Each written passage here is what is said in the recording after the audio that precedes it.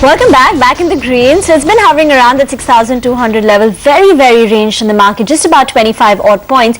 But a few of the PSU banking names are now doing well. So State Bank of India should be up for your screen.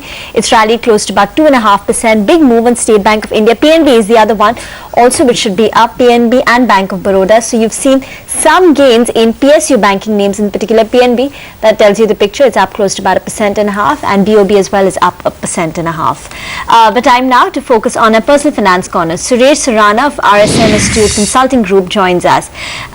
He's a tax expert.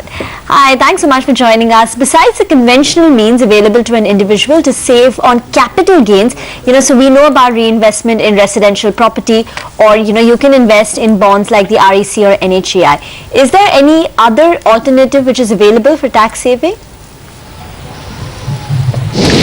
Yeah, as you rightly said, the most conventional exemptions which are being claimed on sale of residential property is one by reinvesting in another residential house property. The second is up to rupees 50 lakhs one can invest in the bonds of National Highway Authority or Rural Electric Corporation. But in 2012 there was a new incentive also introduced under section 54GB to encourage entrepreneurship in the manufacturing sector. So if you have long-term capital gain from the sale of a residential house property, and if you invest the net sale proceeds in a SME company, in a small and medium sized enterprise company which is engaged in manufacturing, you can claim the exemption of the entire capital gains.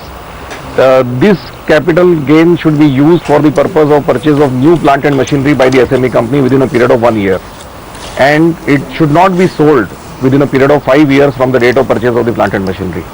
So this is a very welcome exemption available to encourage entrepreneurship, and if you can claim this exemption, you should definitely avail of it. Okay, Mr. Surana, we have some viewers writing in with their queries. Sufi Sharif has written to us from Mumbai. She says that she is currently settled in India for the last 3 years, before which she had worked in the US for almost 20 years and had purchased an immovable property there.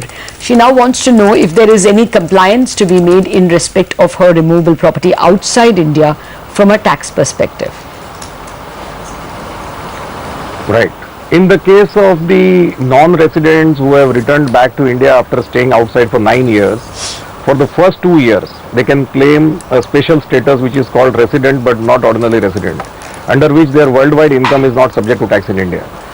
But in this case, since already you've been there for 3 years in India, the status will be resident and ordinary resident, and the worldwide income is subjected to tax in India.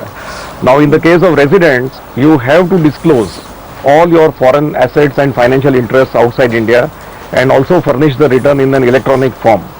So that would be necessary that when you file the tax return in India after 31st March 2012, all the returns, it is necessary to disclose your foreign assets. So in this case, the US property has to be disclosed in the return when you file here. You also might be liable to tax on the rental income in the US because the property is located in the US. Whatever taxes you pay in the US, you can claim credit for the same in India against the Indian taxes, to the extent of the Indian tax liability on the same. You may also have to consider the wealth tax liability, because any residential property which is owned by an Indian citizen anywhere in the world, if he is resident of India, will be subjected to wealth tax at the rate of 1% in India.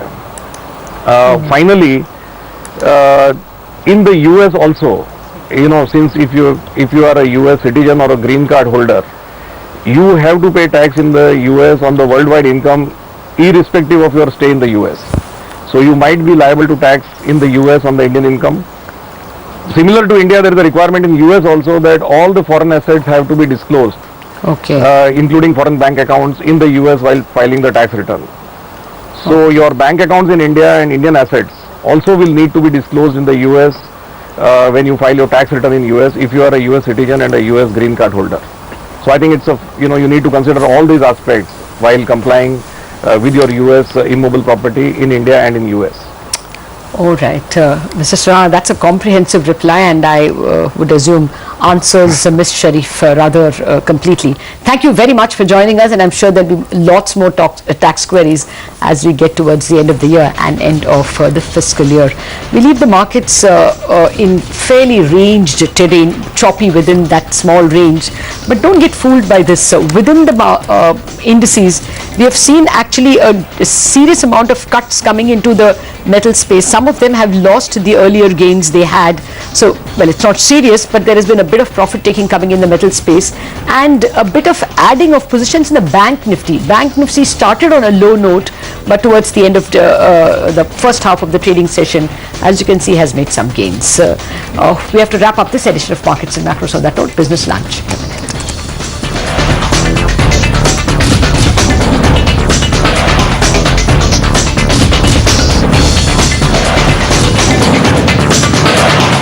MCX Stock Exchange, India's new stock exchange, presents Markets and Macros.